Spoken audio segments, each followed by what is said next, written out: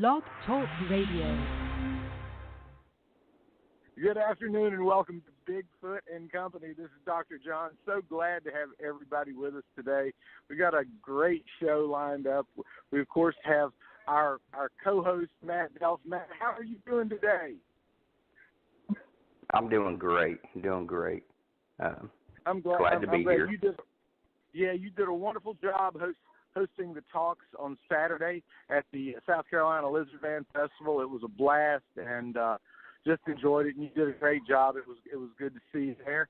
And you have brought us this wonderful, wonderful guest, and I'm so glad he's here. Why don't you tell us a little bit about him?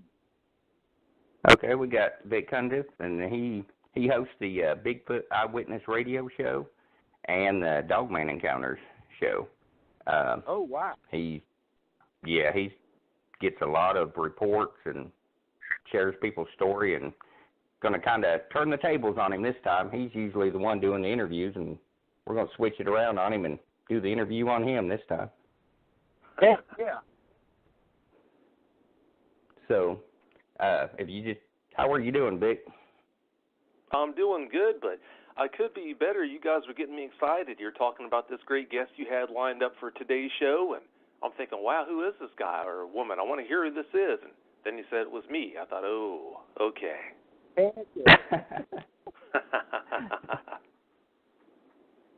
Yeah. So how long have you been doing these shows? Let's get it started. Kind of tell us a little bit about your background and how you got started. Well, I started in 2007. I used to be the co-host of Campfire Shadows. Back then, in 2007, I started listening to podcasts, Sasquatch-specific podcasts. As a diehard fan, I think around 2004, 2005 or so. It was one of those situations where everybody would line up in the community, the cryptid community, that is. A lot of us would basically wait for certain shows to air on Blog Talk. On like maybe Monday night you had this show, Tuesday night you had this show. Well, one of the shows I used to routinely tune into was Campfire Shadows. Well, back then, Bear and this woman named Evie and Shane, Coonbo, Dan, Vicky, all these people were just regulars on this show, and that was by far and away my favorite show. Well, after I think about a year of me listening to it, something happened and Bear decided to leave. I'm not sure if he decided to leave to just spend more time in the field. I think that's what happened. But anyway, when he did step aside and leave the show, there was a void there that they had been talking about filling for a while. Well, at one point, Bear, he brought up the idea, well, how about putting Vic in my place? How about having Vic as a co-host on the show? And when he said that, I thought, wow, why would you say that? So one thing led to the other, or one thing led to another, and before long, I found myself as a co-host on the show, and that's how it all started back in 2007. Vic, no. That's a great story. That's exactly how I got started and how all this Bigfoot and Company got started. I'm a buddy of Maestro from WCW, and he was on VOC Nation, and they were looking for some shows, and he said, John, you've been on radio before. Why don't you do a podcast? I said, well, okay. And so I did one for about 3 weeks, and Brady Hicks picked it up, and then it just mushroomed into Scary Cast, and then Bigfoot and Company, and I knew Matt, so I said, Matt, you'd be the great co-host for Bigfoot and Company. And, I think that's how a lot of folks end up getting started. It might be quite by accident, but it's a lot of fun, don't you think? Oh, yeah, it is a lot of fun. It's funny, 15 years ago, if you would have asked me if I would be doing this for a living, I would have told you you're crazy, but here I am. This is what I do. Now, when I just mentioned the fact that I do this for a living, and I don't do anything else, this is what I do. I help Dogman eyewitnesses get over their experiences. And then also, too, I happen to host Bigfoot Eyewitness, but my main focus is by far and away on helping Dogman eyewitnesses. But, yeah, if you would have told me I'd be doing this for a living 15 years ago, like I said, I would have told you flat out, you're crazy. No way. Now, which did you start first, the Bigfoot Eyewitness Radio or the Dogman? I started Dogman Encounters. The first episode of Dogman Encounters aired August 22nd, of 2015, I believe it was. So, yeah, we're coming up on 4 years if I have my numbers straight. Okay. Yeah, Bigfoot Eyewitness. Go ahead. I'm sorry. Yeah, Bigfoot Eyewitness, I don't think I aired the first episode of that until, I believe it was December 22nd of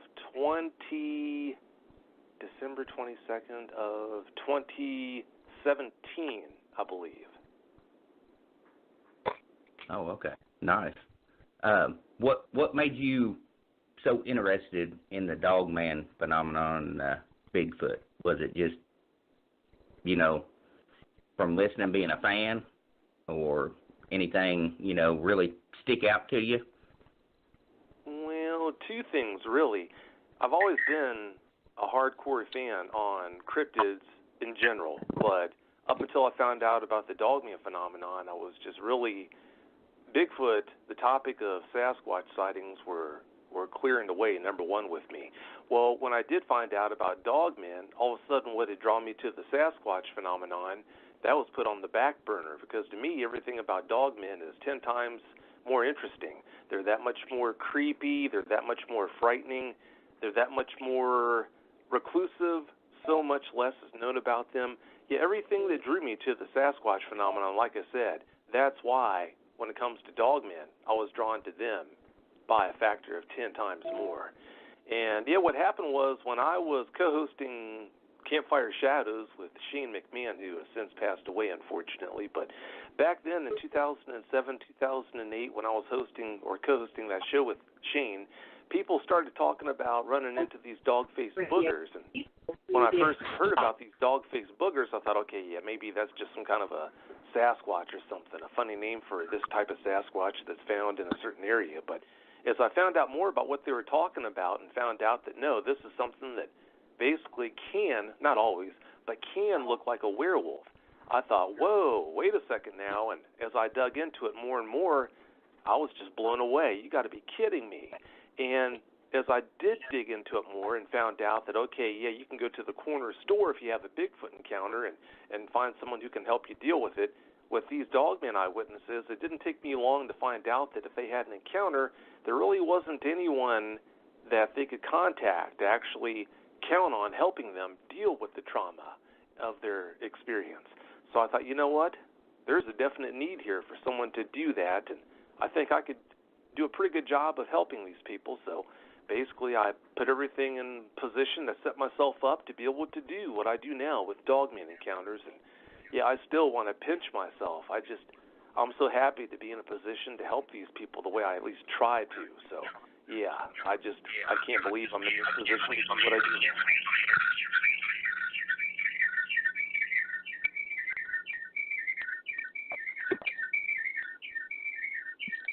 Okay, we're getting a little bit of feedback there from something.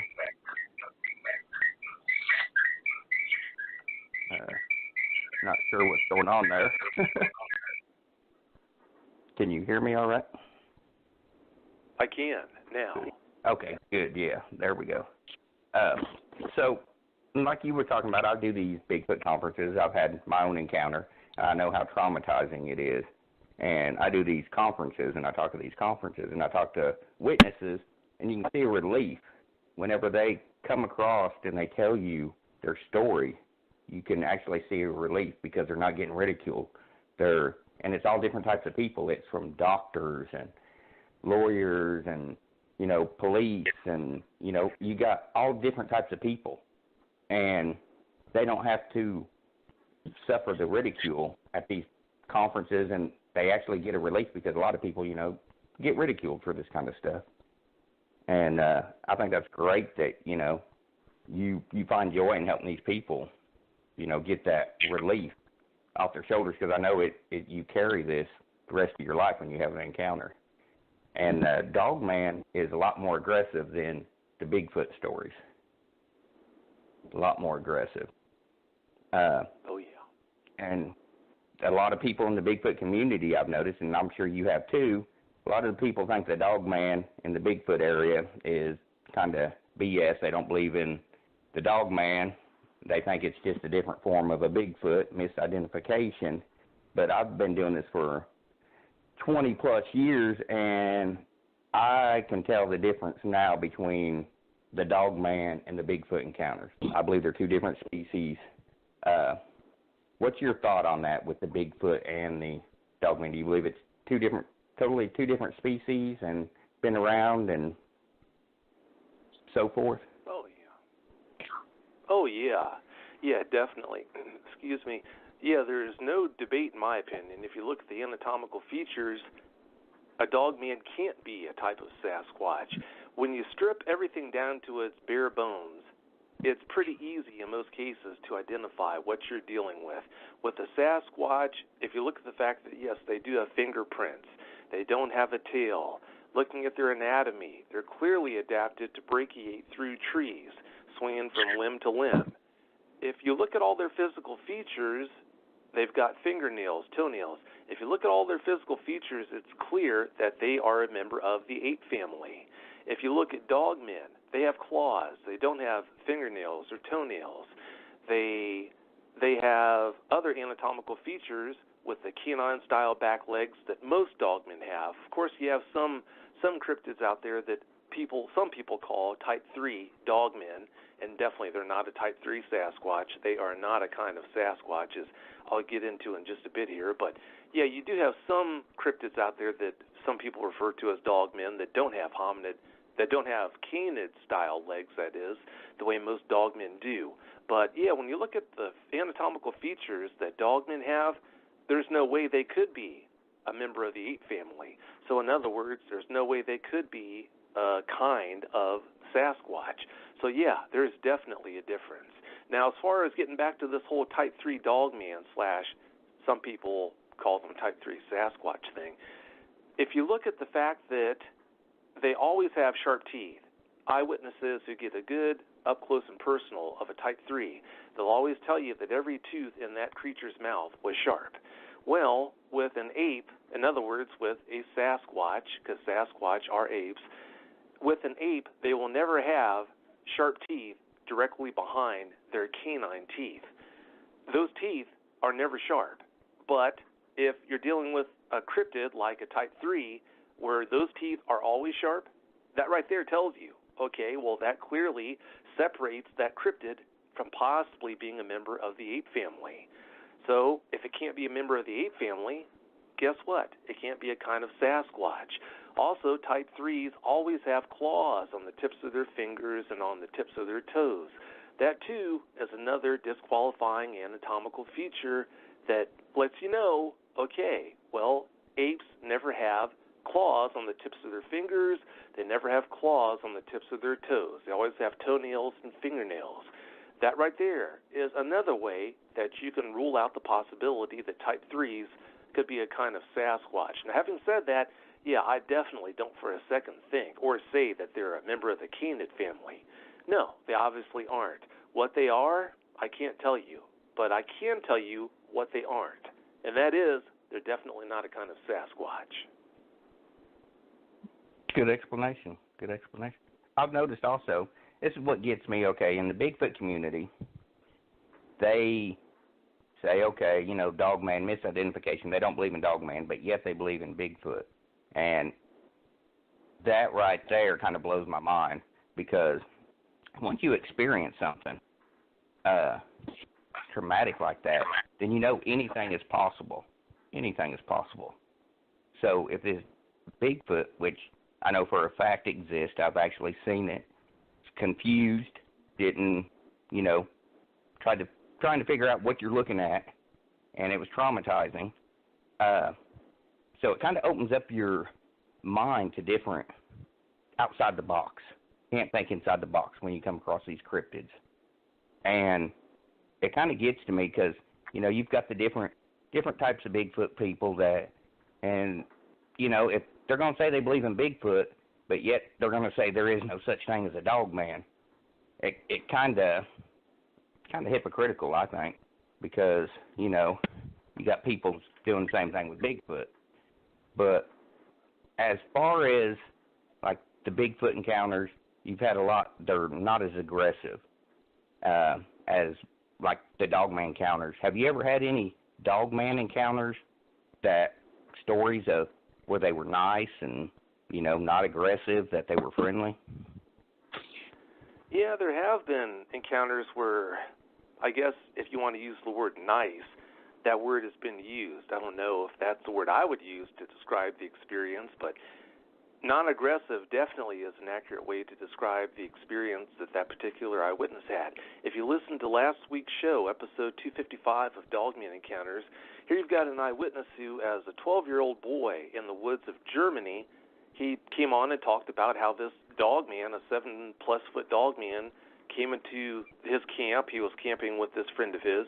This dogman came into their camp and was standing less than a foot and a half away from him as he was sitting there by the fire. Now, if it was that dangerous, it could have ripped him apart. It would have ripped him apart.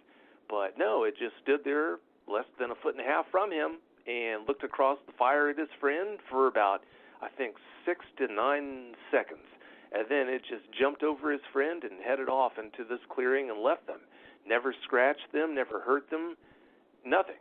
So, yeah, if that's what happened, then we're not exactly talking about an overly dangerous creature. But don't get me wrong, I think just like people, just like any other animal, any other type of creature out there, you've got ones that maybe are good-natured, I guess if you could describe it that way, and then you have others who are deviant by nature. If you think about it, every day in the United States, and I tell this to eyewitnesses too, every day in the United States, people get attacked by their house cats. Now, that doesn't mean that if you're sitting in the living room next to your house cat that you need to be overly worried. But for these people who say, oh, no, they're safe, you know, dogmen are safe, you don't have to worry about them. Well, if people are even getting bitten and scratched by their house cats, what does that tell you? There's no animal out there that you can point to and say, oh, I'd never have to worry about that creature posing any kind of a risk to me. It's never going to bite me. It's never going to scratch me, because that kind of animal just flat out does not exist. So, yeah, should you show a lot of caution around dogmen? Yeah, I think you should. But I think it's very naive to say, just because I've had so many people on the show who didn't talk about ever being hurt by one, I think it's pretty naive to take that and say, okay, well, if I have an encounter with one, there's no chance of it attacking me, because like I tell eyewitnesses, I've been doing this for years, obviously, and just to kind of paint the picture on how many dogman eyewitnesses I've spoken with, over the several years I've been doing this, I don't even bat an eye if I get 3, 4 brand new encounters in one day. And it's no big deal to me if I get 6 to 7, because that happens. Sometimes I get 6, 7 brand new dogman encounters coming in one day. If you consider those numbers and the fact I've been doing this for years, that should give you a pretty good idea how many dogman eyewitnesses I've been speaking with since I've been doing this. Well, if you look at that number and consider the fact that over all this time that I've been doing this, I've only spoken with who, in my opinion, were 3 credible eyewitnesses who told me about ever being attacked by dogmen, that should give you a pretty good idea about how dangerous, for the most part, most dogmen are. Yeah, can they attack? And do they attack? Yeah, apparently from time to time they do, but not very often at all. So, yeah, when I get asked that question, how dangerous are dogmen, what I just shared with you, in my opinion, is about the best way to clear that up. I think they can be dangerous, but by far and away, in most cases, it would appear that they are not. Actually, I'm a huge Dogman fan, and I know this is Bigfoot and Company, but I think they kind of go hand in hand. What have you heard about, like, I know you've heard stories of Bigfoot and the Dogman coexisting and going to actual war and stuff. Is there any good stories you got on that, you know, where they avoid each other or their relationship? Well, it's been my experience talking with so many eyewitnesses. Of course, you have variations on this. Some people have come forward and talked about seeing them getting along, but for the most part, eyewitnesses that I've spoken with, they've told me that whenever for example, you know, you've got this eyewitness over here who has a family, a troop of Sasquatch that have been living on their property for who knows how long. Well, they'll tell you that when the dogman that they ran into came into the area, all of a sudden all those Sasquatch, they headed for the high country. That's almost always the way it is. Or you might have some eyewitnesses who will tell you about, okay, well, yeah, I do have Sasquatch and dogmen in my area, but the dogmen tend to stay on this side of this one creek that is close by. And the Sasquatch, they tend to stay on the other side of the creek. There's almost always, if they're living somewhat, I guess you could say, together, seems like there's always some kind of a dividing barrier that keeps them apart. But I have heard about dogmen, I don't know if you would call it making raids or what, but I have heard about dogmen that apparently would sometimes cross that creek or whatever that dividing barrier is and head into the territory of the Sasquatch. I don't know if that was to maybe grab a younger Sasquatch for food purposes or what, but yeah, apparently they sometimes do that. But yeah, my opinion is they normally, not always, but they normally mix like oil and water. So as you've done this for years, of course, what do you get more reports of, the dogman or Bigfoot? Oh, yeah, without a doubt, dogman. Yeah, Sasquatch encounters, they come in, but when you consider the fact that on the website for BigfootEyewitness.com, I've got a disclaimer. I don't have the time to help Sasquatch eyewitnesses deal with their encounters. I have a hard time keeping up with all the dogman eyewitnesses who contact me. Right. On the website for BigfootEyewitness.com, I've got a disclaimer above the form that an eyewitness can fill out to report their Sasquatch sighting that please only fill out this form, please only submit a form if you're interested in coming on Bigfoot Eyewitness Radio and telling the listeners about your sighting or experiences with Sasquatch. But with dogmen, I don't do that. I don't care if you want to come on the show or not. If you had an encounter and want help dealing with it, then by all means contact me. Be more than happy to help you the best that I can. If you want to come on the show, then by all means we can do that too, but Dogman Encounters doesn't exist for the purpose of, okay, well, if you want to contact me, you have to come on the show. No, that's not how it is. Dogman Encounters exists to help people, and doing the show, that happens to come along with it if that's what a particular eyewitness wants to do. Now with the Bigfoot, I've talked to you before, the woo part, they talk about that. And I'm sure there's probably a woo part of the dogman. And I know you think flesh and blood animal. Do you believe the same thing with the dogman as well? You know what? I bounce back and forth on that. Just about when I'm convinced, after talking with who knows how many, in my opinion, very credible dogman eyewitnesses about their experiences, who tell me about, okay, they saw the dogman drinking out of a stagnant pond, and this other eyewitness over here saw a dogman eating a rancid carcass that was struck by a car, roadkill, and you get so many people telling you about things like that. So it kind of steers me over towards thinking, okay, yeah, they must be flesh and blood. But then you have so many eyewitnesses after that who report seeing the dogman do this, do that, that are clearly things that point towards them being ethereal and not flesh and blood. I bounce back and forth between being convinced that they must be flesh and blood and being ethereal. I don't know for sure if they're flesh and blood or if they are demonic in nature, but to answer your question, I basically bounce back and forth between the two. Who knows? That's about the best way I can answer that. I really couldn't say for sure. This is John. John, I got a quick comment. Matt and I are like 180 degrees apart. I have lots of friends that talk to me about mind speak. And I actually experienced some things this past weekend at a very good friend's house who pretty well known in the mind speak community, Robin McCrae. And she tells me that there are many times when dogmen and Bigfoot, they just kind of coexist because they're all there. They're all part of the same community, kind of like you, Matt, and I are all part of the same community. And Maestro from WCW and I saw some crazy, crazy things. I was so glad he got to see him too. We couldn't identify if it was Dogman, or we couldn't identify if it was Bigfoot that it was doing it. I mean, I saw lights in her backyard that were just roving around. I mean, fairly large things, and it was just amazing. Do you talk with many folks in the Mind Speak community?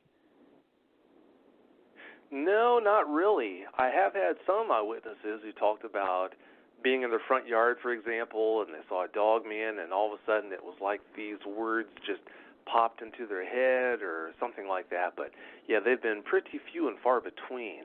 I'm not saying that I buy the whole Mind Speak thing, for sure. I try to remain open to things, but unless I experience that, I'd have to be, wow, that's a big step to take. I guess the best way to explain that is I'm definitely open to Mind Speak, unlike a lot of people in the cryptid community, but to be sold on it, I'd have to experience that myself. That's one heck of a big step to take. But, yes, to answer your question, I have had some people contact me about that, but, yeah, most Dogman eyewitnesses who reach out to me, they never report anything like that. Okay. I was curious. He was talking about, well, I'm not against the Mind Speak because I've come across things now. I've done it for so long that it has got me. At first it was flesh and blood, Bigfoot, all these cryptids were flesh and blood, but now I've gotten across to a point where things are unexplainable. And so it's brought me to a new level, and I've been studying a lot of the Mind Speak. And these people that I've interviewed and talked to, you know, there's something going on there. We're all energy. Everything is energy based, and there's a bigger picture, I think, to all this with the Dogman and the Bigfoot, and a lot of it's covered up. But you know, there is a scientific explanation, I believe, for even the Mind Speak, because you know the U.S. government talks of you know, they done a thing like for remote viewing. You know, they were trying to train people how to remote view. And a lot of people think that's just crazy. That goes in with the Mind Speak and the woo. But a lot of this stuff can be explained scientifically. Like for have you, Vic, heard of people being zapped by Bigfoot? Oh, yeah. Yeah, I've definitely heard of that. I can't say that I've heard of people being zapped by a dogman, though. Well, see, okay, for example, we've got animals out there, scientifically has been proven, they use like infrasound, sonar, and who's to say that, you know, Sasquatch don't have these abilities also? And scientifically, you know, it's not, I don't consider it woo, but scientifically, it's proven that animals do, you know, have these abilities. A lot of people don't think about it or talk about it, but, for example, you know, an elephant has the infrasound, and it sends out these, you know, this tone, and a lot of people don't realize, and I believe that's what happens with the Bigfoot and these people getting zapped. And if the human body, if you look it up scientifically, the human body can only have so much of it before it physically gets sick, and all the symptoms fall straight into being zapped from a Bigfoot. So I believe there's, you know, a lot more to it than, I don't believe these people are crazy. There's just a bigger picture, and people don't want to accept it, you know. I mean, look at a bat, you know. Thing's blind, you know. And the dolphins, you know, they use all these abilities, a sonar and so on. You know, who's to say that this Bigfoot don't? So, you know I do believe, I mean, go ahead. Yeah, I was saying, Matt, you know, you use the term that I hate the most, woo. That is in after 3 years at the Ryan Institute of Parapsychology, that term is ignorant, because there are just things that we do not have the scientific ability to measure. We cannot measure them. So labeling them as something silly and otherworldly is just ignorance. I mean, because my great example is 100 years ago, if I'd showed you a little black box and said in 100 years you can talk to China, it will, you would have told me that I was crazy, and that's nothing but a cell phone. So, you know, we are on the food chain, out of 10, we're about a 2 or 3 maybe. We don't have, in general, now the government is a lot farther along the food chain than we are, and they don't tell us what they're doing. But in general, in the commercial world and whatever, we're about a 2 or a 3 on the food chain. We don't really know. We cannot measure a lot of these things, portals and all that.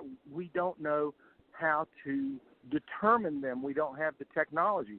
Humans suffer from a lack of technology. That's the only thing that we suffer from. Well, maybe a few other things. But, we suffer from a lack of technology. And when people just lump something into the word woo, it's just silly, because it's just simply a lack of technology. But in 100 years, our technology, the technology that the average person has, will certainly be much higher, and we'll be able to understand these things better, I believe. Now, again, that's my belief, and that has really come from, like, knowing a lot of folks in the MindSpeak community now and talking with them and everything. So it's just kind of that's what I think. I believe everybody needs to realize that we are in the threshold of a huge learning process. Now, Vic, I would bet you probably agree with that we're in the threshold of a learning process on all this, right? Oh, yeah, I do agree. Yeah, it is frustrating to hear how people who come forward and talk about experiences like MindSpeak are treated. Again, I can't say that I wholeheartedly buy into it, but like I said, I am open to it. I guess it is possible. Anything's possible. If anyone listening is into, into quantum physics, recently, you just mentioned all the things that are suddenly becoming known to us. Recently, we discovered things that are called quarks. Quarks are little subatomic-sized particles that have really strange characteristics and qualities. They can wink into and wink out of existence. There's a podcast I listen to who has hosts on it that I respect a lot. One of those hosts, whenever he's faced with a topic such as MindSpeak, where someone poses that as possibly being a reality, he says that, well, something like that has never been proven to exist in the animal kingdom. That's unprecedented. So how can I believe that could possibly exist? Well, if you look at quarks, until we discovered quarks and how they wink into and wink out of existence, nothing before we discovered quarks fit that mold. So just because something is unprecedented, that doesn't mean that it can't be a possibility. So it's for reasons like that I keep my mind open to the possibility that maybe this whole MindSpeak thing is a reality. I don't know. But again, to qualify what I just said, I'd have to experience that to say, okay, yeah, it definitely is a reality, because I really don't know. It does seem like a stretch to me. Okay. As John was saying, though, the people he knows with the MindSpeak, I know them well also, and I mean, they're really great people. They're not crazy. They're not. And about 3 weeks ago, I went on an expedition, and those people, they didn't know that I was going to be going on it. And right before I went, I had one individual stop me and said, "They know you're coming." And I looked at him kind of weird, and I'm like, "What are you talking about?" And said, "The Bigfoot know that you were coming, and they were going to leave you a sign." Well, it's kind of funny because I didn't mention it to them that I was going. They had no clue that I was going. And that night, of course, I did have some activity about 3 weeks ago. I had some rocks thrown at me and had found tracks, 17-inch tracks with toes and so forth. But, I mean, there's something to it. I'm not against it, and I don't even like to label it like he said, the woo. There's more to it than what we're looking at. And he's talking about quantum physics. Everything is energy. And when you talk about Bigfoot having these self-illuminating eyes, and it's not eye shine, reflective eye shine like most animals have. This is a self-illuminating. So the energy in these beings are more superior than I believe what we have. And I started out flesh and blood, been doing it 20 years, but you get to a point where you see more than just the flesh and blood experience, or you come across stuff that you can't explain, but you still can explain it scientifically, but people just want to box it out And you can't do that in this field. You got to step outside that box if you want to learn more. And you got to, just got to level up, basically. And like I said, the whole mind speak, there's been people that have, it's been proven, like that little boy. I seen the news article not too long ago. Little boy was doing the whole mind speak. And they was, studying him, working with him. So there's more to it. And these people that, they say that Bigfoot's talking to them, all that stuff, it's never happened to me. But I know these people are hearing something's going on with these people, I know of, for sure. I can't explain it, but I know something is going on. But I've never experienced the mind speak. If that makes any sense. That does make sense. That's well said. Yeah, like I said, I feel so bad for these people who come forward and talk about something like that and get ridiculed the way they do. For us when you consider the fact that the cryptid community is researching creatures that aren't even proven to be in existence, at least not by the scientific community, that is, for most of them to be so closed-minded, it really doesn't make a bit of sense.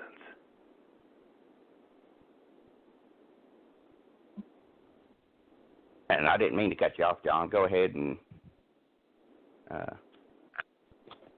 No, not at all. Jumped in there. You were just continuing on kind of my train of thought. I don't know. I mean, when you meet remote viewers and they shoot images into your head, and I say, well, what's that? And they said, draw it, and I draw it. And then they've drawn the same thing, I guess based on who I've been around and the research that I've done, I mean, I've seen a lot of things that you just can't explain. And I think everybody just needs to keep their minds open. That's what they really need to do. And keep talking to people. Because there are folks out there, and it's a very, very, Vic, it's an entirely tiny, small percent of the people in the world that can do this, but it's something that will grow. I believe that we used to be able to do it. That's how we were able to communicate back in the 1200s, 1300s, 1400s. But I think it's, we're just in an interesting time where people where people really like this.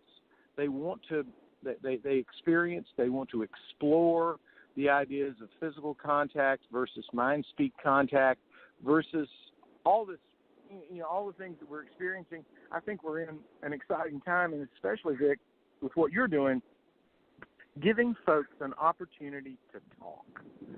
That's what we need to do. I think being heard from is one of the most important things in the world. And it's and I would say that what you're doing, not only making a living, but you're part of a great humanitarian effort, because folks really do get traumatized. They get worried, and don't they feel better once they talk to you, Vic? Oh, without a doubt. Yeah, countless times I've described the effect as being like being in a prison with no walls, because here they've had these horrible experiences, and as people, as humans, how do we normally get better when we have a traumatic experience? We share it. We talk about it. Well, if you're in a situation like that, if you have an encounter with a dogman, how can you do that? If you try to share it with family and friends, you're more likely than not to be laughed at and not taken seriously. If I had a nickel for every wife, for example, who shared their experience with a husband and got laughed at, ridiculed at family get-togethers, they're the butt of so many jokes. Yeah, it's really a shame. By being able to open up to someone such as myself and know that they're not going to be laughed at, yeah, for most of these people, it's just such a relief. So, yeah, like I said, I'm just so glad. I feel so blessed to be in a position to offer a platform for these people. And if they want to come out and really put it out there and not just tell me about their experience, if they want to put it out there for the community that follows Dogman Encounters, the show, then that helps a lot too, because they know they're not going to be laughed at. So, yeah, I'm really strict on how the eyewitnesses who come on the show and share their experiences are treated. I don't allow, the last thing I'm going to do is to allow someone to heckle them, because here they put their trust in me to provide a platform where they can put their experience out there and be treated with respect and with dignity. The last thing I'm going to do is to let some of these idiots who just want to troll shows come and say these nasty things that they tend to say. So, yeah, to answer your question, yeah, it seems to help these people quite a bit to be able to do that. And I'm going to reply to that, and I'm going to give a big shout-out to Matt Delph, because Matt has never laughed at anything that I've said, because he knows that when I'm out there doing research and I say, this is what I've found out, all he says is, tell me more. So, Matt, thank you very much, because as you know, you and I are in a way 180 degrees different, but neither one of us ever laugh at each other, and that's part of a super healthy, productive relationship that is going to make something happen. So thanks, Matt. True. Well, thank you. You're welcome. And same goes for you. Same goes for you. That's right. I know we both may occasionally roll our eyes in private, but you know what? We listen and we respect what we do, and then that's what Vic does. So I mean, I would say that the three of us are part of a very healthy community in exploring and trying to figure out this cryptid thing. That Vic, it's a tough nut to crack, isn't it? It is a tough nut to crack, but we didn't get into this because it was easy. We knew it'd be a challenge. There'd be a lot of challenges when you get into something like this. So, yeah, it's definitely no surprise. Absolutely. Absolutely. And like John was talking about with the trauma, you know, I've experienced it. Total skeptic until I actually experienced and seen it with my own eyes. And I believe I had to have that trauma to open my eyes to a bigger picture. And that's why I love these conferences. People come to me, they'll tell me their stories, and you can see a relief. And, you know, I'm out in the field, and I tried to, you know, what I've experienced, I took in all my research because I know what I have seen and what I have experienced for a fact, that I can definitely chalk that down as a fact. But what I can't discredit these mind speak and all this other stuff. So, you know, it's a whole different world when you open your mind to it and you see what's actually going on. There's a bigger picture to all this, and I believe it's all linked together. The Bigfoot, the Sasquatch, the UFOs, the whole paranormal, all the other cryptids, you know, and so on. Now, Vic, you said that you don't ever do any research out in the woods or anything like that, but surely you've got a great Bigfoot story that has really inspired you, as, you know, like with the Bigfoot Eyewitness, you know, that you do. What story stands out to you as probably one of your favorites? Wow. Well, towards the beginning of the show, there was a gentleman who came on and talked about an experience he had, several experiences, with a juvenile Sasquatch that he and his friends called Mike. And what got me most about his experiences, that he came on the show and shared the experiences, I can't remember what episode that was, but I think it was like one of the first 20 episodes. But nonetheless, he talked about a time when he and his friend were in this barn, and I think they heard Mike outside. They brought Mike into the barn, and I think Mike was a little bit smaller than they were. At the time, I think they were maybe 10, 12 years old or something like that. Well, they went up into the loft of the barn, if I remember correctly, and something happened. One thing led to another, and in a sign of affection, he talked about how Mike hugged him. Well, I guess Mike was so strong, he was almost popping this guy's eyeballs out when he was hugging him. That sighting, that really stands out as pretty much the most, that's the one that really stands out the most to me when I think about all the episodes, all the stories that have been shared since I did that show. I'm really fuzzy on all the other details of what he talked about because I have so many sightings that are shared with me, but yeah, I think that one stands out more than any other. That's awesome. Yeah, if it like I said, a chimpanzee is 10 times stronger than a human. Couldn't you imagine a Sasquatch, how much stronger? You know, and getting a hug from one of them would be definitely an experience. Now, no doubt. Now, what is your thought? What do you believe that the Sasquatch is? What are your thoughts on it? What do you where it deranged from, or what, what you actually think a Bigfoot is? I wouldn't be surprised if they are descendants of Gigantopithecus. Maybe they aren't, but so far, to date, that seems like by far and away the most logical explanation. So maybe they are some other kind of hominid that we just flat out didn't know about that evolved alongside Gigantopithecus. But if you had to ask me today what I think they are, that seems like the most likely explanation. But yeah, they could be anything. You run into so many people who are convinced, well, they have to be this, they have to be that. Yeah, I'm not going to throw any absolutes at you because I'll be the first one to admit I really don't know. I don't think anybody knows, really. I believe the government, of course, they know. We all know that they know, and they cover up anything they can. How many different types of Bigfoot? You were talking about earlier, the different types. How many different types have you talked to different witnesses about, and kind of explain, the different types that you've learned about? Well, as we kind of beated around the bush about towards the start of the show, you've got people who think type 3s are kind of Sasquatch, but yeah, I don't buy into that at all. In fact, I can tell you that I know better. As a fact, I know better using anatomical evidence that can't be the case. With that in mind, I've spoken with eyewitnesses about 3 different kinds of Sasquatch.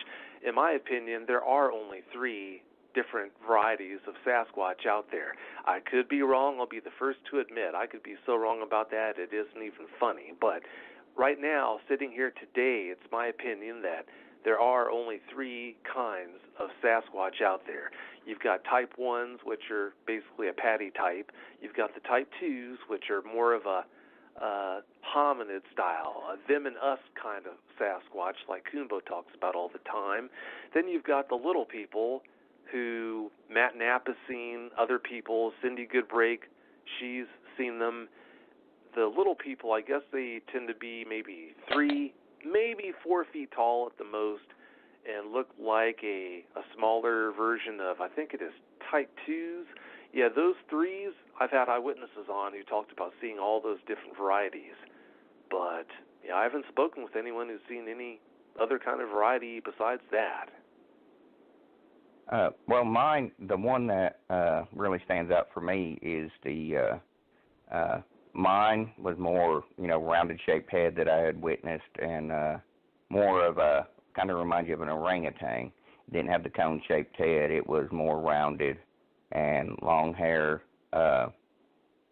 and I've heard of them, different types, like with the, they consider that, like, Florida, the skunk ape, but I've noticed it's just not bright in Florida, that type. I've done a lot of, like I said, years of research, and I've experienced, where witnesses have pointed out to pictures from the skunk ape, orangutan-looking variety.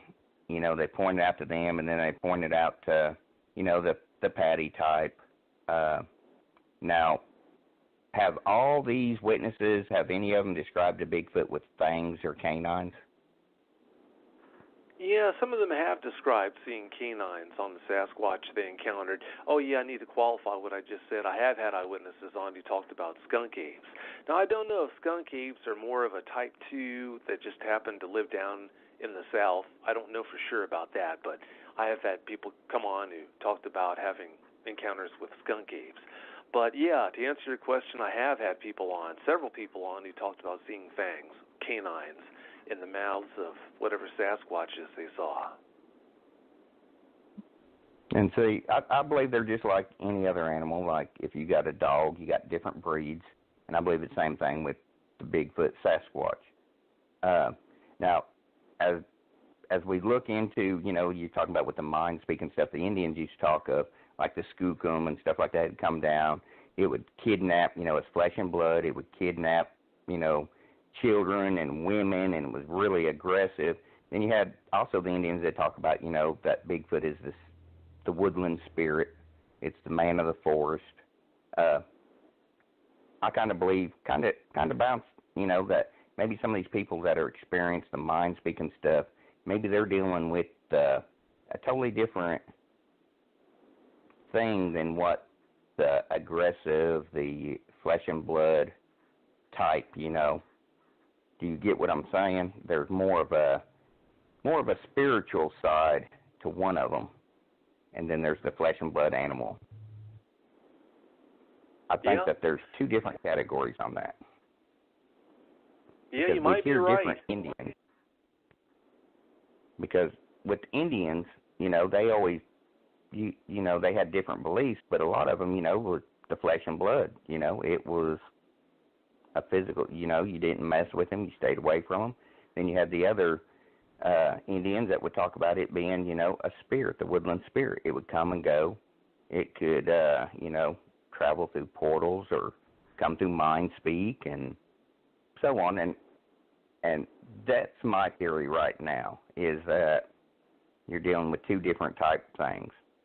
And they might come as an image of a hairy person or something, but I think they're two different things, to be honest.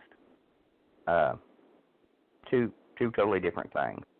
Now, whenever you get to the dogman, how many different types of dogman do you think there are, and kind of explain each one? Because I got a few questions about that. That's where things get kind of muddy. The Native Americans believe that there are 7 different kinds of dogmen out there in the wild places of the world, but some people have postulated the idea that there are 13, 14 different kinds. I really don't know how many kinds might be out there. There might be kinds that we don't even know about. But, yeah, you've got 2 different families. I call them families, 2 different groups of dogmen, in my opinion. You've got canine types with their canid-style legs. Then you have type 3s. Again, I don't think for a second the type 3s are kind of canid. I think that dogman's just an appellation people have hung on them, that on type 3s, that they didn't know what else to call them, so they called them dogmen. I guess that's why they did it. But nonetheless, in my opinion, you have 2 different groups, canine-type dogmen. You've got type 3s. Type 3s have hominid-style legs, the way we do, the way Sasquatch do. But as far as canine-type dogmen would go, wow, there are probably 6, 7 different varieties of canid-style, canine-type dogmen out there. You've got canine-type dogmen that look as unassuming as a timber wolf that's standing up on its back legs. You've got canine-type dogmen that look more monstrous. They look basically like, a lot of eyewitnesses describe them as looking like the werewolf from Van Helsing. Other people report seeing dogmen, canine-type dogmen obviously, that look like the dogman, the werewolf from Underworld, the Underworld movies. You've got some canine-type dogmen that have very disproportionately large heads. Some people call them fat heads.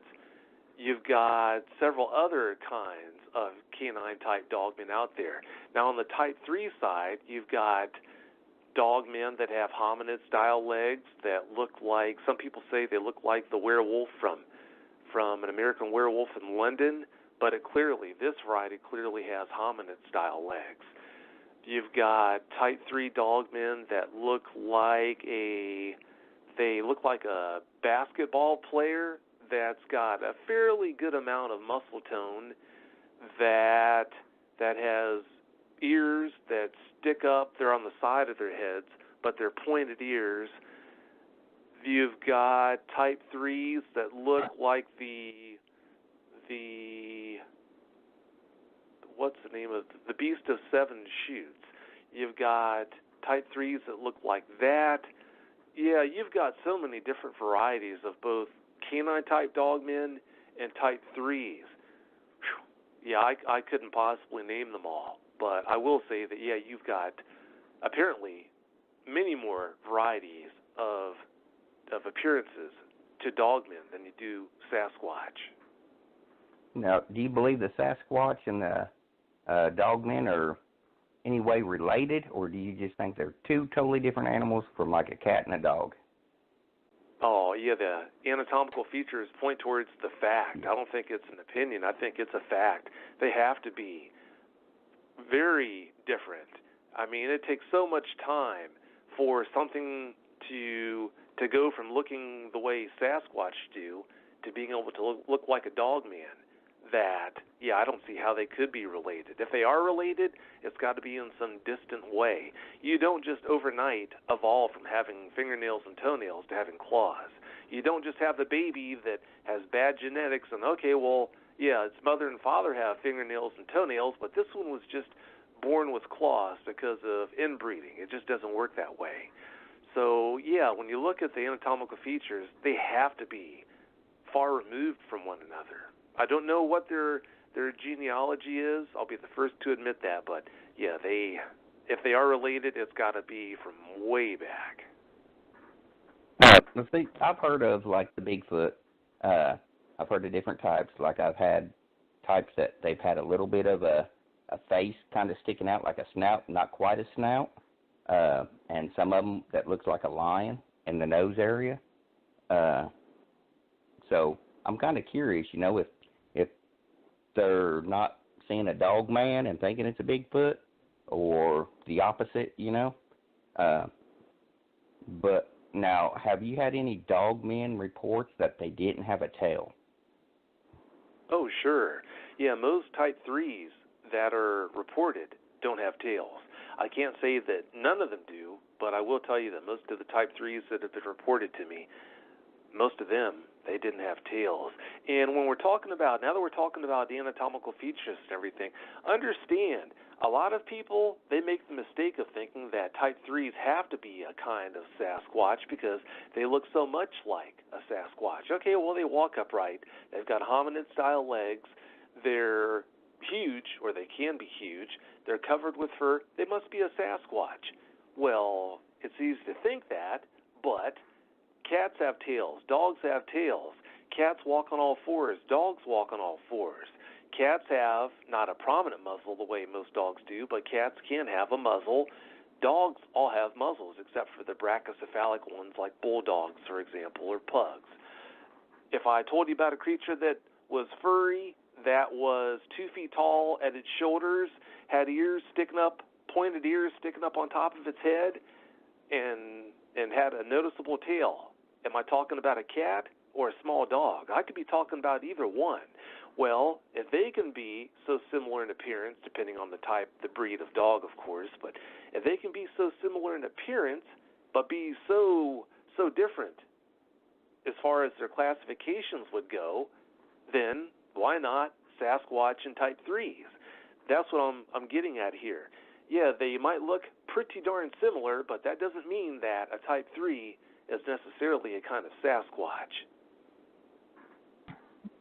Good point.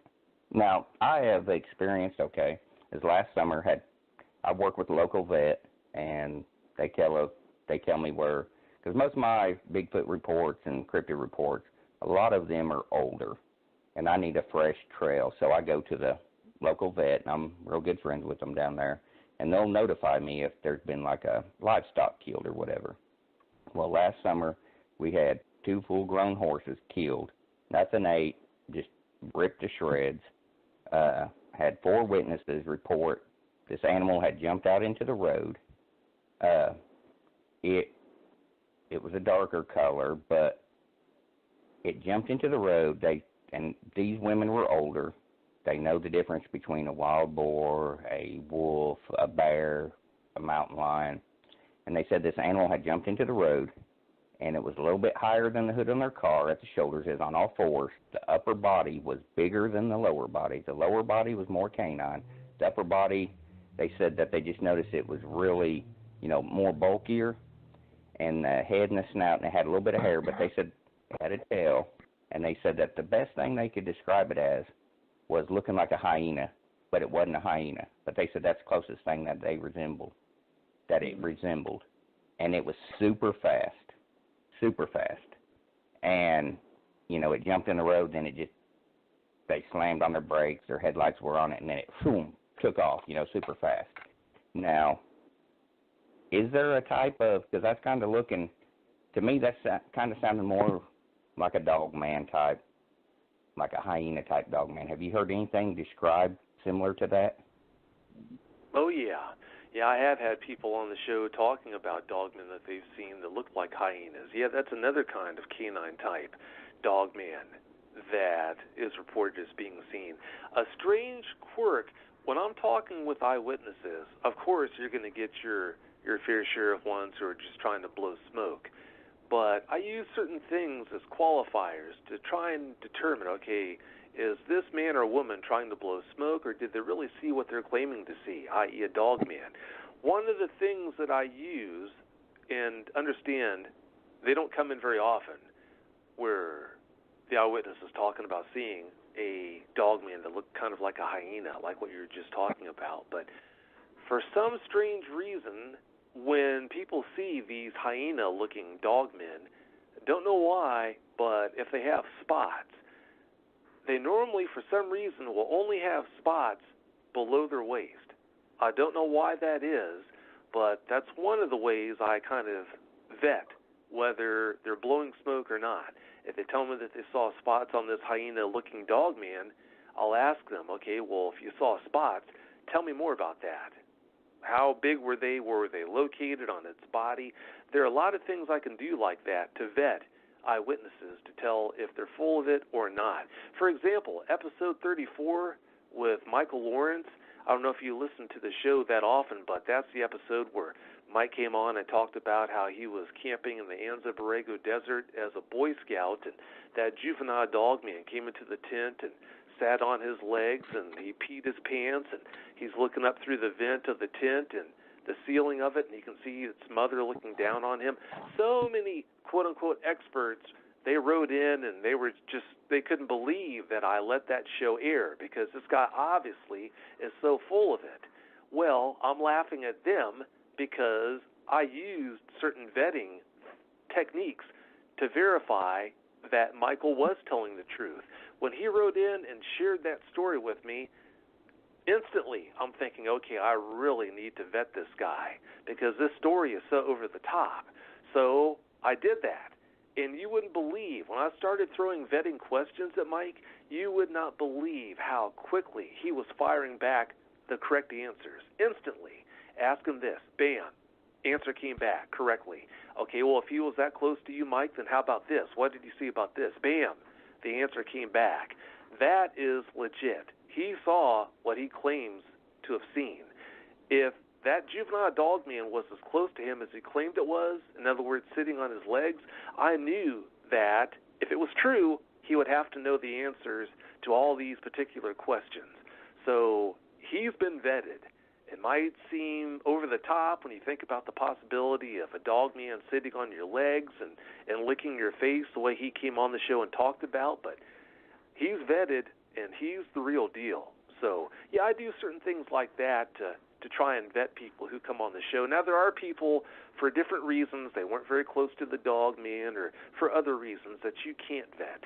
But when I can vet them, I do try to do that. Yeah. Now, see, another thing that, like with them, whenever I was interviewing them, I know they were legit. They don't believe in Bigfoot or any of that stuff. They were older women. One thing that I noticed is, they didn't care if anybody believes them or not. It's similar to me. I could care less if anybody believes me or not. I know what I've seen, so it doesn't matter if so-and-so or so-and-so believes me. I'm not trying to prove it to anybody. I'm doing this whole research because I need answers for myself. And that was the same way with them. They said that, they didn't know what they had seen. They'd been, they grew up on farms, stuff like that, and they couldn't explain it. They just said that, and it happened so quick, you can't pick up all the details. And if it's real quick, like with my encounter, you're trying to figure out what it is at first.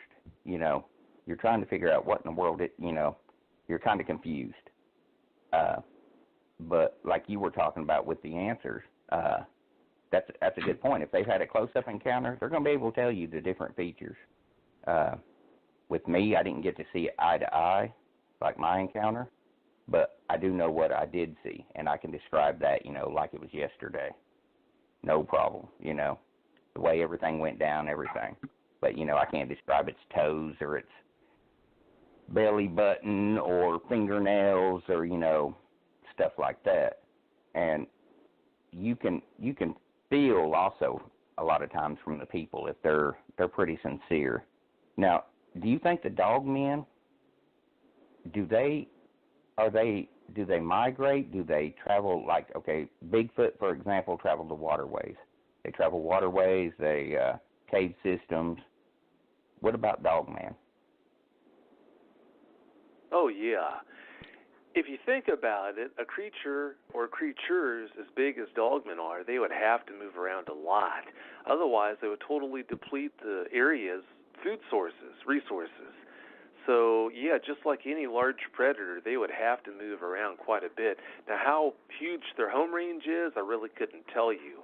In my opinion, it would be in their best interest to have a home range instead of just wandering to who knows where, never coming back to the same areas after a certain period of time has gone by. If they did have a quote-unquote home area that they could do that, then they would be familiar with, okay, if I'm in this area, then I know I've got water resources over here, I've got a farm over there where I can count on reliable food sources from its cattle, or maybe there are a lot of deer in the woods over here. It would make a lot more sense if they did have a home area like that. But, yeah, to answer your question, yeah, I'm convinced they would have to move around. If they stayed in one place as big as they are, if you think about their caloric requirements on a daily basis, yeah, they would go through the food resources in any given area in pretty short order. So, yeah, they'd have to. Now, okay, Can I jump in real quick with a comment? Yeah, go ahead. About Vic. You talked about the caloric requirements. You talked about something that is quite important scientific concept. There's a particular scientific concept that I keep going on over and over and over. It is called the MVP, or the minimum viable population. And the theory goes like this. There's from biology, and it says it takes between 750 and 1,000 members of a species to continue that species. Now, suppose we look at, if we had 750 Bigfoot in Wally's Island and Charleston, South Carolina, we would be tripping all over them. They're not there. But that's where I had my sighting.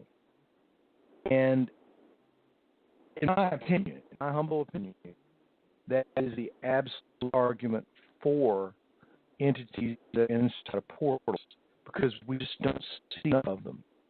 Yet they still live century after century after century. I don't know where I was going with this, but I just felt like it was a good time to break in and say this. Vic, can you please comment on this? And Vic and Matt, would you please forgive me for jumping my EP argument? I don't know what kind of argument it is, but like, whatever. Well, Matt, that's about the most ridiculous thing I've ever heard. No, I'm kidding. No, you make good points there.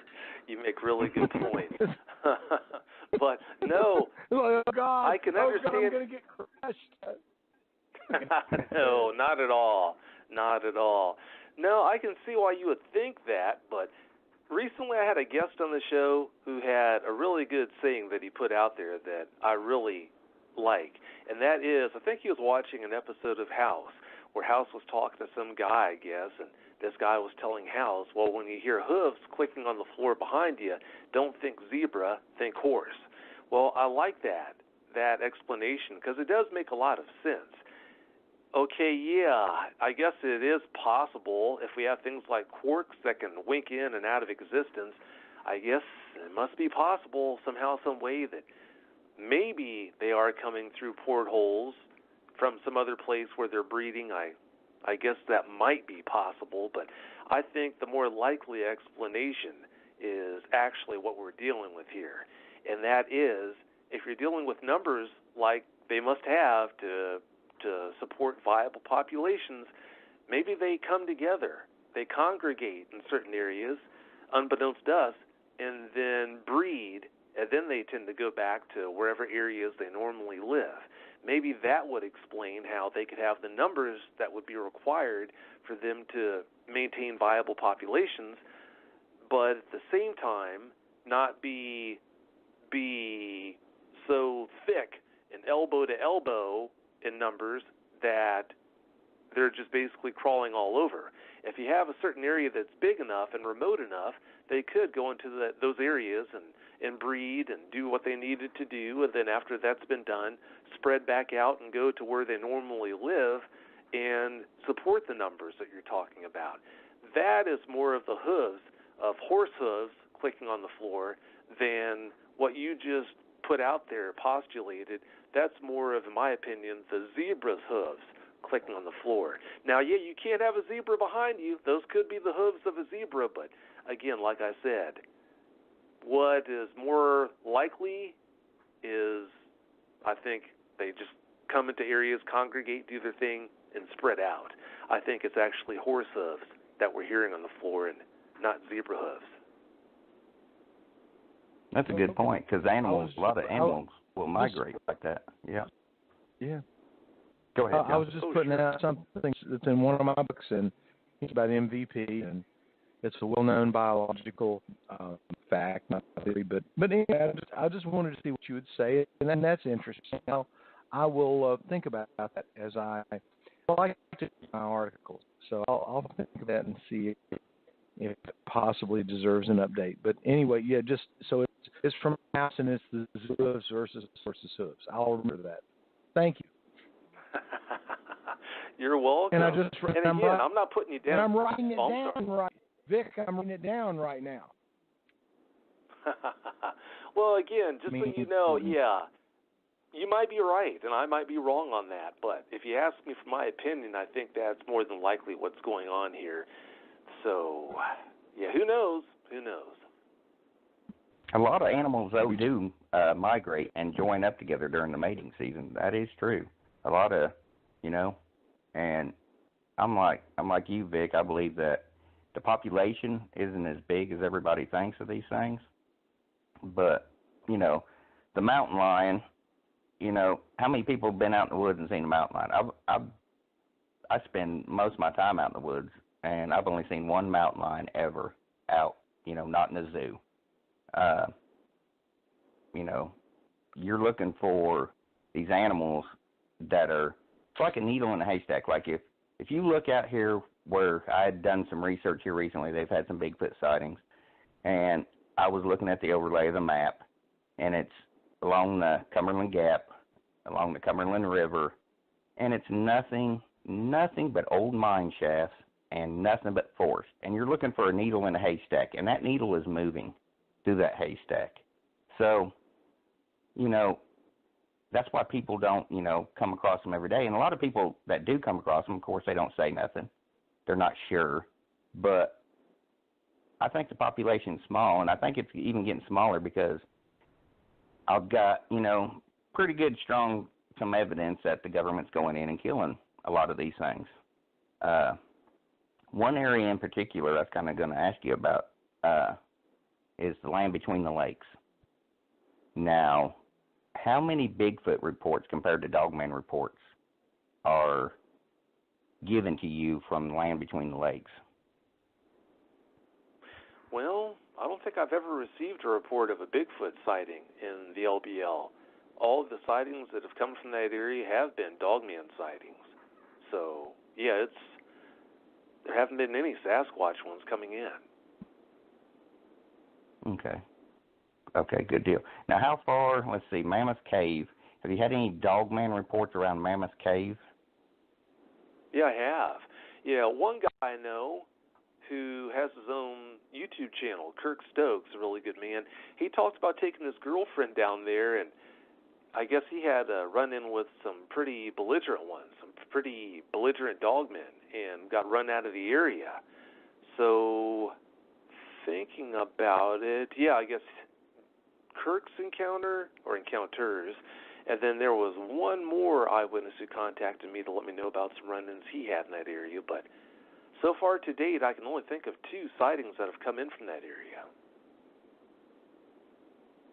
Okay, I mean, that's not too far from Land Between the Lakes, but, you know, Mammoth Cave is, I believe it's 412 miles of cave that has been documented that they have actually discovered so far to date, and they're still researching it, and anything can move from there from state to state. I mean, 412 miles is a lot of ground to cover, or underground, I guess you could say. The whole Dogman. Now, what are the Indians' belief on Dogman? Well, they're pretty varied. Some tribes, they're convinced that if you see something that looks like a dogman, it's got to be a skinwalker. Then you have other tribes who believe that they are what we think they are. They're just cryptids out there doing their thing. We're not talking about humans who magically transform themselves over to the form of a beast. You're talking about something just like a Sasquatch. It looks the way it does 24/7. But some tribes think that they're defenders of gates to maybe the spirit world, I guess, or maybe gates that lead to other places. Other tribes, they think that dogmen are evil and they should be avoided at all costs, never talked about, and if you talk about them, then you're going to draw them in. So yeah, the opinions on what they are and what they can do, they vary widely. So kind of similar to the whole Bigfoot with the Indians. Some believe it's this physical wild man, and then others believe that it's the spirit, the force. So it's very similar. I know I've kind of turned this into a Dogman show, but I'm really fascinated about the whole Dogman, trying to boost my knowledge on all these cryptids. Matt, I'm definitely want to do some research in my area. Matt, stop it. You get an A+. So keep going. Okay. You get an A+. Keep going. I know. What is your best Dogman story, Vic? Since it's kind of getting close to a wrap here. Wow, the best Dogman story. Well, so many eyewitnesses share their experiences with me that it all gets lost in the wash if you want me to sit down and from start to finish tell you about any particular encounter that really stands out the most in my mind. But one that wasn't shared on the show that it's been years since this was shared with me, but it was a really intense experience that I do have permission, if I remember correctly, to share. Is this poor woman was working at a lumber mill, working security at this lumber mill somewhere in rural Oregon.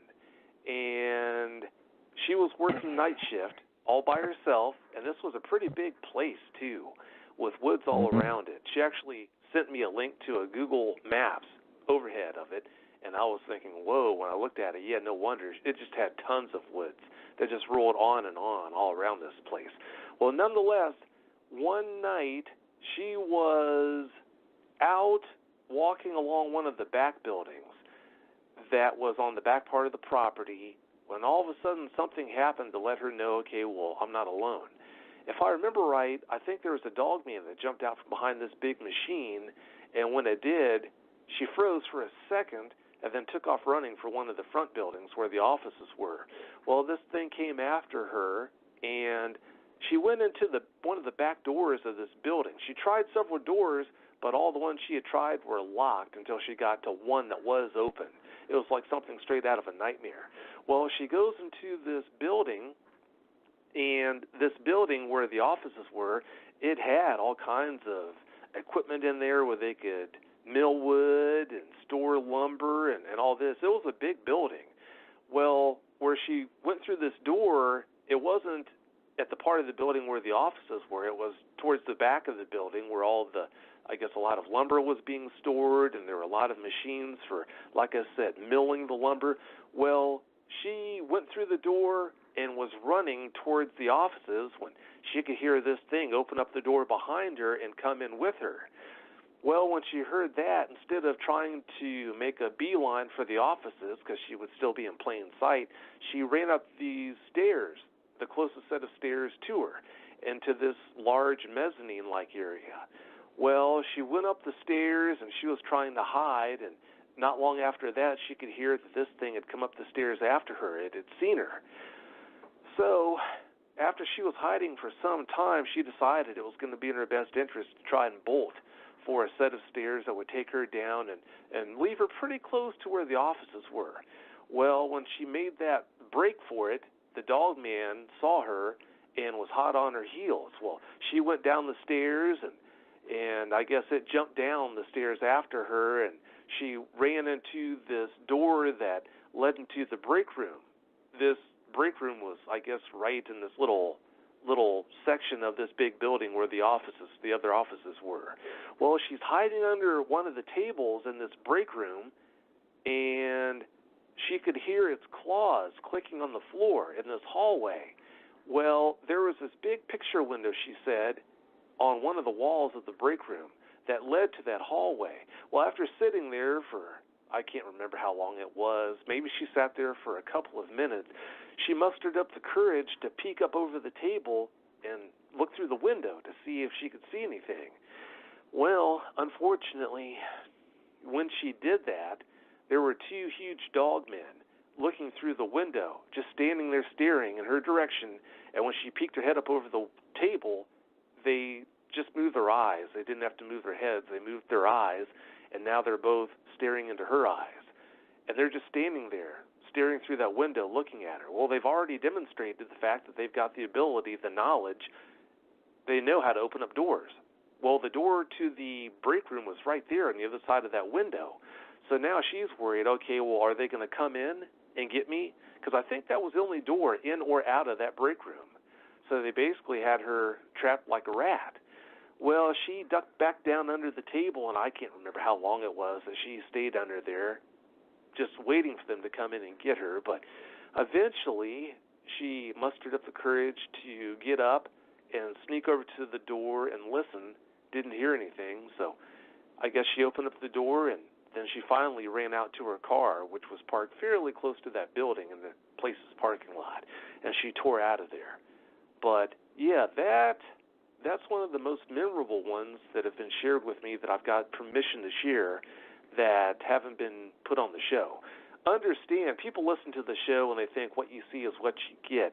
By far and away, the most terrifying Dogman encounters that have been shared with me, they're encounters that you're never going to hear on the show because the eyewitnesses are way too torn up to come on and possibly share it again. Sharing it with me just one time, that was almost too much for them to bear as it was. They're not going to come on the show and go through that again. So, yeah, there are plenty more experiences like that and even more terrifying experiences than that one that have been shared with me that you're not going to hear for that reason that I just told you about. But, yeah, to answer your question, that's one of the more notable encounters that have been shared with me over the years that I think I do have permission to share with you tonight. Wow. Awesome. Well, I'll tell you what, guys, we're about 4 minutes away from 0 hour, and I want to thank you for being on here. And as we learn from Papa Stro, the Migratory Wrestling, we go around the room and we ask everybody to plug whatever they've got coming up. So we will start with our guest, Vic Cundiff, who just does some great podcasts. Then we'll go with Matt, and then I'll close up. So what you got coming up in the next 2 or 3?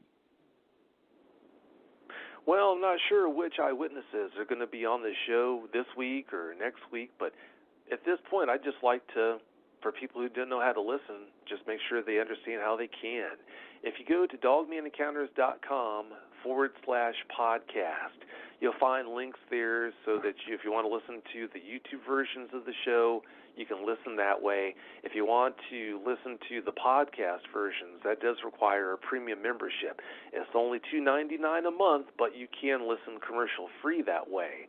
And also you can download episodes and take them on the go with you. If you want to go camping, I don't know why you'd want to do this, but if you want to go camping and listen that way where you don't have an internet connection, if you go to dogmanencounters.com/podcast, you'll find out how to do that. For BigfootEyewitness.com, if you go to BigfootEyewitness.com/podcast, you'll find out how to listen to episodes of Bigfoot Eyewitness. But guys, thank you so much for having me on. It's been a great time. You're welcome. Thank you. Matt, what have you got? What have you got to share with? What have you got coming up? I've got the Harlan CryptoCon coming up this weekend, Saturday. It's free to the public. I'll be there speaking. My partner in crime, Angelina Shear, she'll be there, director of MUFON, and she talks about the Bigfoot alien connection. We got that going on Saturday, and hopefully get a lot of Dogman reports out of there, Vic. I've seen some pretty interesting pictures, too, from some of them. Hopefully I can get some good stories and research out of that this weekend. Got that then, and then in 2 weeks I will be back out in the woods in an undisclosed location and doing some more Bigfoot research or whatever cryptid comes my way. So next couple of weeks pretty busy. I'm gonna also, if any reports, any encounters, any type of cryptid, I don't care if it's paranormal, Mothman, Lizard Man, Dogman, Bigfoot, or anything else, find me on MECRO, Mountain Empire Cryptid Research Organization on Facebook. Join the group, or you can send me a friend request, Matthew Delph, and I'll add you. Send me a message, let me know of any encounters or anything. And Vic's show, go and listen to his show. I'm on an episode on there, so go ahead and he's got some really great shows. And of course, always listen to Scary Cast and Bigfoot and Company. Absolutely. And I will say, first of all, thank you. What have I got coming up? Thursday night on Scary Cast, 11 p.m. Eastern, we have Janice Carter, who wrote 50 Years Bigfoot of Coexistence with Bigfoot. She's just a superstar on Robin. And then on the 14th and 15th of June, I will be a speaker, one of the featured speakers, the Spruce Pine Alien Expo Space in Spruce Pine, North Carolina. I love the place. It's going to be a lot of fun. At a point, I'll have my book out, UFOs and Anomalies. We'll talk about a lot of crazy things, and that's the way I like it. And I guess the most important thing is tomorrow night on sprucepine.org, we have an interview with Seth Jones, who won the assault on Matt Mitchell. That started at Spartanburg Memorial Auditorium and went all the way up to the top of Mount Mitchell, Western North Carolina. Fine man, he is a student at UNC. He's from Mooresville, North Carolina. He's 18 years old. Withstood one of the greatest endurance feats in America. So we're proud to have him tomorrow night. That'll be 9 p.m. at spine.org. Co-hosts are David Batwell, the author, and of course Papa Stroh, the maestro of wrestling. Can't get anywhere Papa Stroh. He's the best. So anyway, thanks to everybody for listening to us. Don't have many seconds left. This is the one and only Bigfoot and Company. We'll see you next. And there's the bitch lady telling us we can get out of here in 90 seconds. Thank you, Vic Cundiff, so much. Thank you, Vic. Thank you, Vic. Oh, thanks for having me on, guys. I appreciate it. We'll see you soon. Take care. Bye-bye. Bye.